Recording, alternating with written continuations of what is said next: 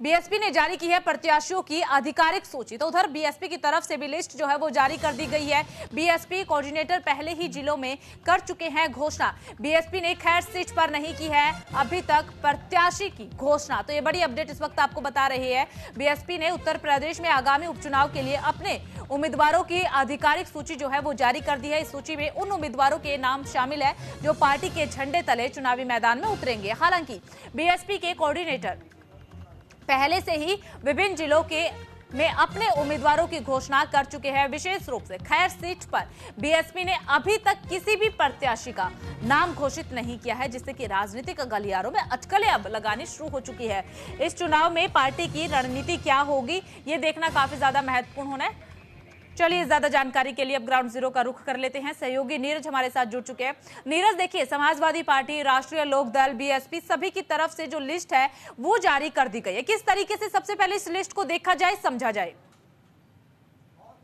जी देखिए, सबसे पहले बात करें तो समाजवादी पार्टी और कांग्रेस के इंडिया गठबंधन की, तो वो इसमें कहीं नजर नहीं आया। हालांकि ऊपर से जरूर ये चीज है कि केंद्रीय जो उनका गठबंधन निश्चित तौर पर है, लेकिन प्रदेश में समाजवादी पार्टी ने ऐसा गठबंधन किया है कि उस गठबंधन में सिर्फ समाजवादी पार्टी ही है और कांग्रेस उस गठबंधन से बाहर है। कांग्रेस बाहर रह के समर्थन करेगी। अब दूसरी बात करें बीएसपी की, तो बीएसपी ने अपनी लगभग सभी सीटों पर 8 सीटों पर प्रत्याशी घोषित कर दिए हैं। अभी खैर सीट पर उसका प्रत्याशी की जो है आधिकारिक घोषणा होनी बाकी है।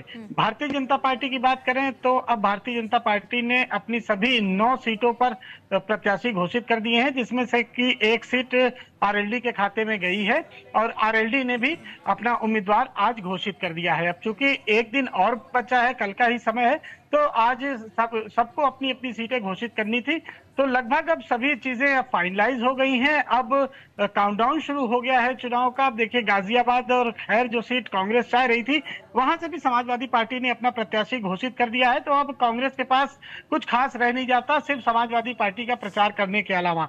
अब देखना ये होगा कि क्या बीएसपी के जो प्रत्याशी हैं वो क्या गणित बिगाड़ेंगे या फिर वोट कटवा की भूमिका में बसपा रहेगी। तो अभी तमाम चीजें और भी सब धीरे धीरे सामने आएगी, लेकिन इतना जरूर है कि कहीं ना कहीं जो कांग्रेस का प्रदेश के नेता है, प्रदेश नेतृत्व है, उसके हाथ में कुछ नहीं लगा।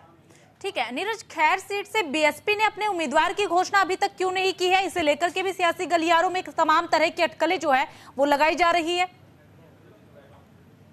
जी, कहा जा रहा है कि आज 7 बजे तक 8 बजे तक बीएसपी के खैर सीट से भी उम्मीदवार घोषित हो जाएंगे। कुछ नामों पर लगातार चर्चा चल रही है, मंथन चल रहा है और आज शाम तक 7 से 7:30 अरहल का चुनाव। बिल्कुल, देखिए नीरज, ये लगाया जा रहा था कि आज की मिल्कीपुर सीट पर नजर रहने वाली है, लेकिन जिस तरीके से मिल्की